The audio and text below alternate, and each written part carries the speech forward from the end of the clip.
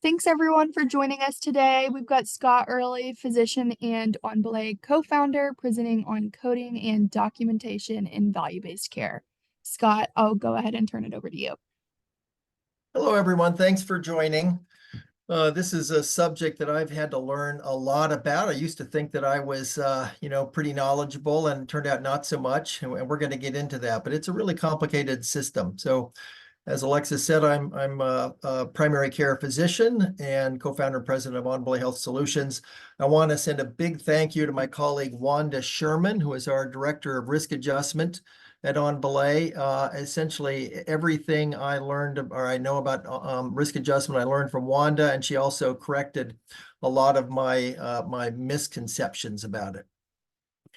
So today we're going to try to cover why this is important. We're going to go over some of the basics of Medicare's coding and documentation guidelines. And one thing to remember is that the commercial payers often have a different system, similar but different. Medicaid systems are often different. So most of my comments are specifically about Medicare's program. We're going to talk about the provider's role, give one example, go over some common mistakes and some cautions, and then finish up with my advice. I want to make it clear, this is not trying to teach you, whether you're a provider or, part of the billing team or administrator. This is not a presentation trying to teach you about how to do risk adjustment or how to become an expert.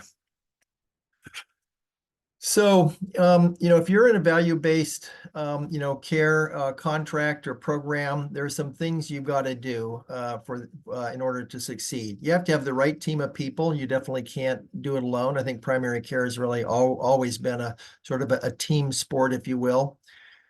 Being in value-based care as opposed to fee-for-service, it requires a different mindset. And most importantly, it's a move from being proactive to being reactive. And to do this, you need resources, you need information, you need enough time to do a good job. And as Rashika Fernandopulle from Iora said often, there is no free lunch in value-based care. It really does require making an investment.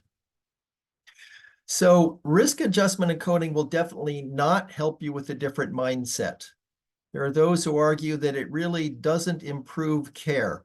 And I agree with that to a point, but it does provide the resources you need to provide better care. So whether you like it or not, these are the rules we've been given, and we have to play by the rules. And if you're in value-based care, you just need to do it. So let's look at the big picture. I think we can all agree that complicated patients are more likely to cost more money. In a value-based paradigm, their risk score sets the budget, also known as the benchmark for the resources needed to care for each patient. You generate shared savings revenue when you are doing a really good job caring for patients, becoming more proactive. That helps keep them healthier, helps keep them out of the hospital and the ER, and that almost invariably saves money. And then also in the big picture, Medicare is what's referred to as the HCC, or hierarchical condition category system.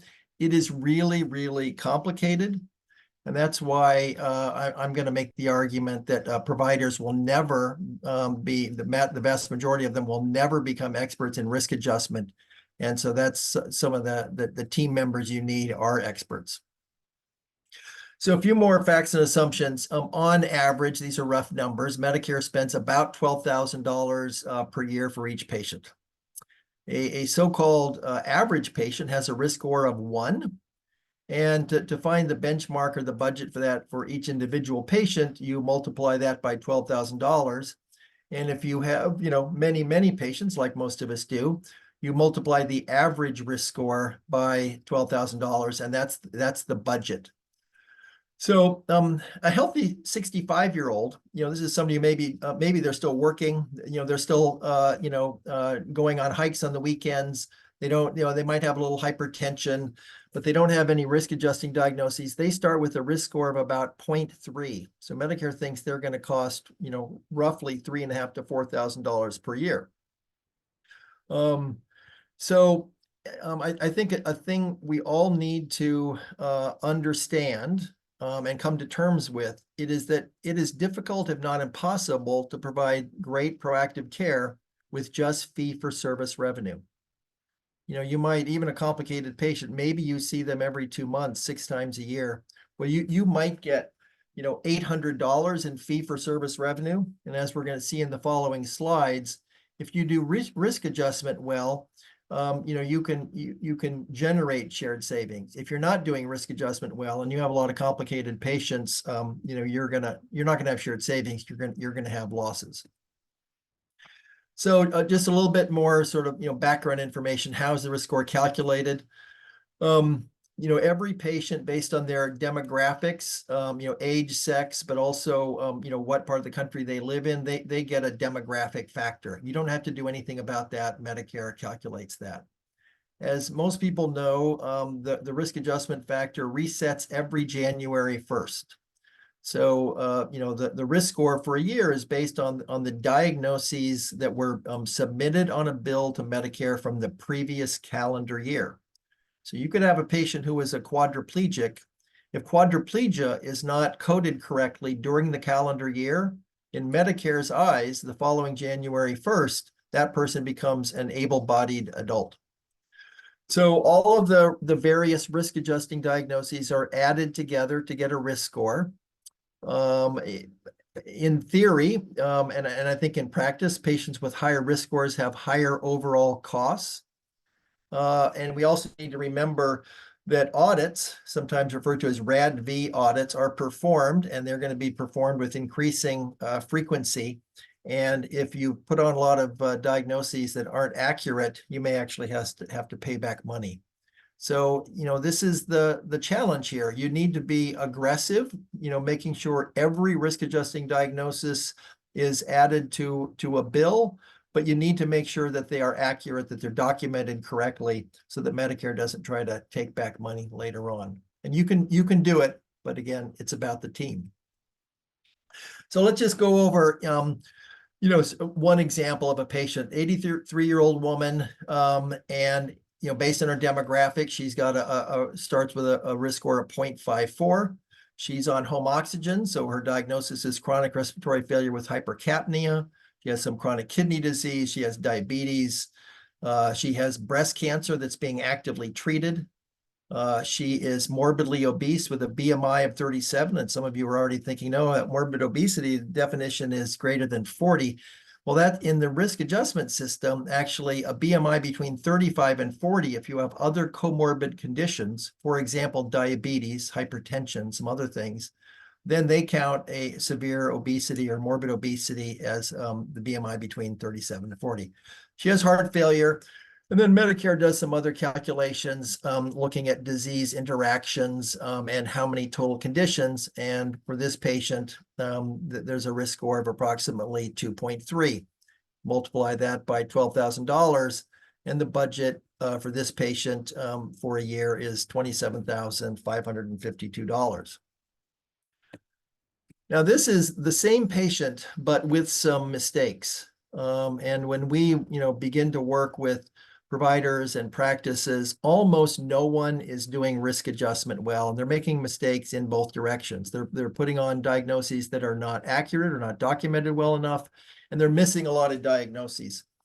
So this person, as we said before, has chronic respiratory failure with hypercapnia, but what often happens is the provider codes that as dependence on supplemental oxygen. That's an accurate code. That does not risk adjust. You have to add the J96.12 code. Often people are missing their chronic kidney disease. And because this patient have diabetes, that actually, adds to the RAF for the patient diabetes. So this person was coded as an E11.9 type 2 diabetes without complications. They got the other things, except they were coded as overweight because the BMI of 37, again, doesn't risk adjust. And the person has heart failure. So bottom line, instead of a budget of over $27,000, you have a budget of just under $19,000. If you're not in a risk contract, doesn't make any difference to you necessarily. But when you are in a value-based contract, it makes an enormous difference. And I think at least the providers in the audience are going to recognize that even if you're doing a really, really good job with this patient, really being proactive, there's a fair chance that at least once during the year, she may end up in the emergency room or being hospitalized. So what's the provider's role? So the provider's role is to document the diagnoses that are appropriate. You can't, it doesn't count, it won't survive an audit if you just list, for example, type 2 diabetes, but don't say something about it. You need to say something about the diagnosis, about the status. So you say stable, not well controlled, et cetera, and what your plan is. Continue current medications, refer to endocrinology, increase metformin, whatever it is. You need to show that this is actually a diagnosis that is impacting care. That's a judgment call, of course. And then you'll notice I put an asterisk on this, know the coding and risk adjustment rules. That doesn't mean that if you're a provider, you are going to become an expert in all of the rules. It's a really, really, really complicated system. And the rules change. It's actually fairly significant changes going, that are sort of being phased in right now. So you need to know your role, and you need to know a lot of the basics. And then, as I'm going to argue a little bit here, you need to work with professionals who are going to support you.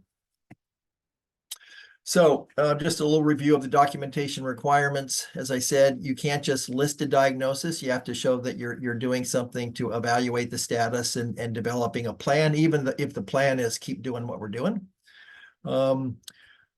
You need to make sure that the conditions actually have an impact on the care and treatment.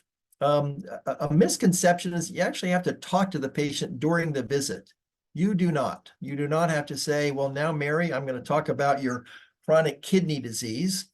You may have talked about a lot of other things in the visit. You need to be aware of that, as I'm sure you are. So even if I don't say it in a visit, I'm sure I have in the past with a patient. In the note, I will write, monitoring GFR and adjusting medications as appropriate. I may also add, if this is the case, that the patient's being followed by a nephrologist, but that's sufficient.